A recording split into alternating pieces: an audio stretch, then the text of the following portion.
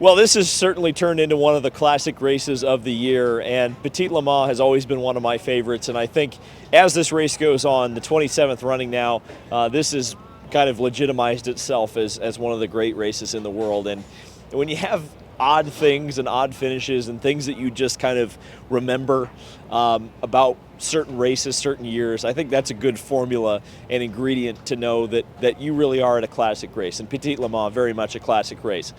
Got to take care of a little bit of housekeeping first.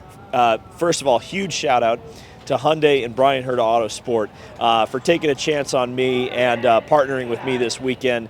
I hope you really enjoyed the content that we made. I mean, I've received so much positive feedback on the interview with Robert Wickens. What a fantastic opportunity that was, and genuinely, I believe this because I got to spend a lot more time than even you guys saw on the camera with Robert.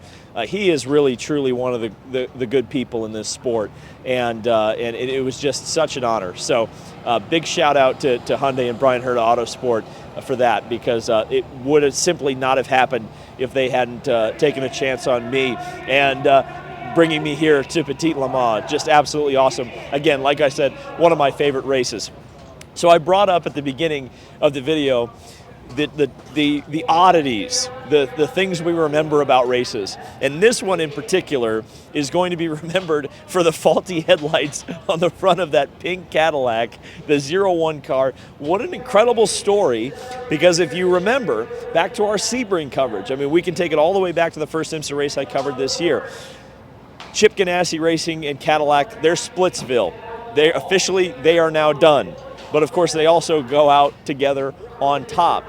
But it was a very odd race for the 01 Cadillac. Before we even get to the headline of the headlights, that difficulty, they had difficulty right off of the bat with the car. A torque sensor issue kind of hampered them. A torque sensor in IMSA competition lets IMSA know how much horsepower is going to the rear wheels. That controls the competition. That's part of the BOP. If you go over that, and if you go over that consistently, you get penalized until you fix it. Well, the 01 Cadillac came into the pits several times, lost 2 laps, I believe it was, fixed the problem, and then Scott Dixon, I mean, surprise, shock of shocks, Scott Dixon put in one of the most legendary stints I've ever seen and made up one of the laps under the green. Now, they got one of the laps back under one of the cautions, but I think that's another really big point about this particular IMSA endurance race is that, you know, when we've been coming to these races and I've been talking about them, one of the key points that I've brought up a couple of times are the length of the full course yellows. Well, this one certainly had long full course yellows, but there weren't that many of them, and there was a lot of talk and a lot of hype going into this thing that traffic was going to be a huge issue, that there was going to be a lot of contact, a lot of crashes, a very disjointed race. And actually, this felt like a Petit Le Mans from 10, 15 years ago, where it was a true endurance test, and really, there weren't a lot of cars on the lead lap in contention, at least for overall win. And in some of the classes, and that's something that we really haven't seen that much in recent years.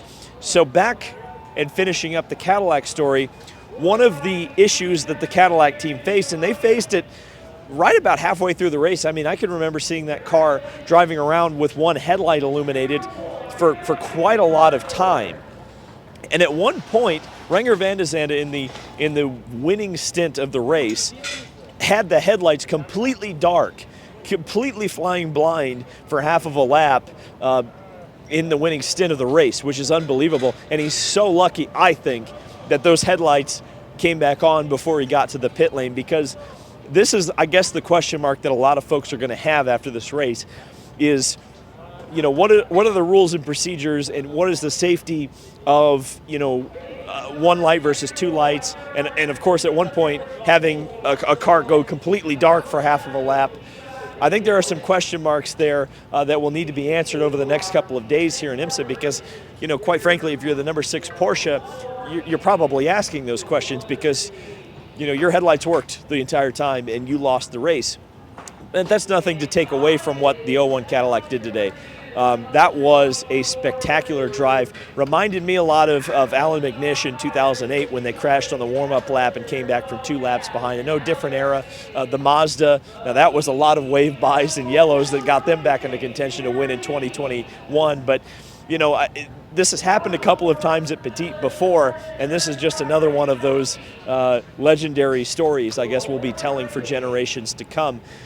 Really great battles throughout the field. I mean, you know, I'll give some shout outs here. It was a great battle for the championship in GTD Pro. AO Racing ultimately coming through with the win, but it was a battle to the end with the Heart of Racing. Heart of Racing and Aston Martin just couldn't get to second place. They couldn't pass De Risi Ferrari there at the end of the race. And Lamborghini winning in GTD Pro. That's pretty cool. Unfortunately, their prototype program still needs a little bit of work, but the GT program's right there. LMP2 was pretty spectacular through most of the day, although TDS Racing was dominant. They've got a fantastic driver lineup. And generally speaking, they've been the class of the field throughout the P2 year, so not really a surprise there that they took the win, but certainly we saw some more Connor Zilic heroics.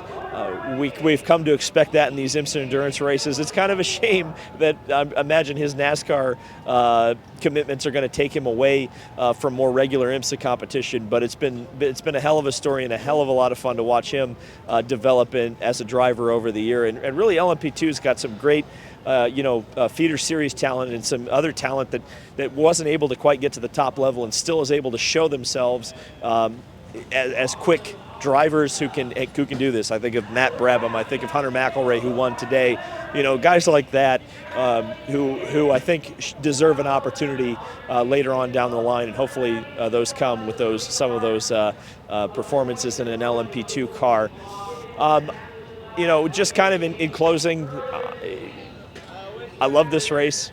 The racetrack is so perfect, and the racing quality is so cool here. I just love it. I mean, and here's my explanation on why I think this racetrack is so good. It's just the perfect blend of speed, corners, elevation change, braking zones, passing zones, and then you throw a 10-hour race together, and it's just flippin' awesome. What was also flippin' awesome today was the crowd. I mean, there's still people. I mean, you can even see the brake lights probably in the background.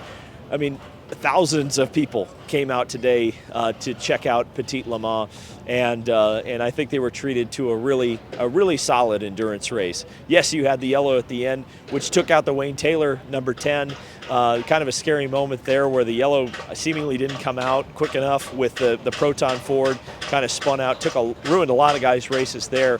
And it's kind of interesting that the 01 ended up winning overall, because really the class of the field today was Penske Porsche, and with Wayne Taylor Racing kind of nipping at the heels, and then as it turns out, none of them end up winning the race. Next year is going to be absolutely awesome as well here in IMSA. The prototype division is going to continue to grow with Aston Martin joining, and a few team swaps and the return of Meyershank Racing with Acura.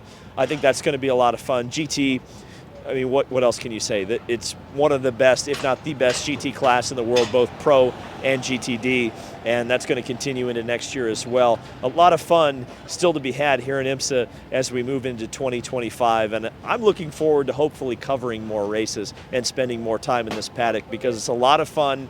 There's a lot of manufacturers, a lot of excitement, and some damn good racing at some damn good racetracks, and that's a high endorsement from me. So thank you guys so much for watching the coverage here from Road Atlanta at Petit Le Mans. Once again, thanks to Hyundai and Brian Hurta Autosport for having me out here and helping me create some kick-ass content. And we'll see you in the next video.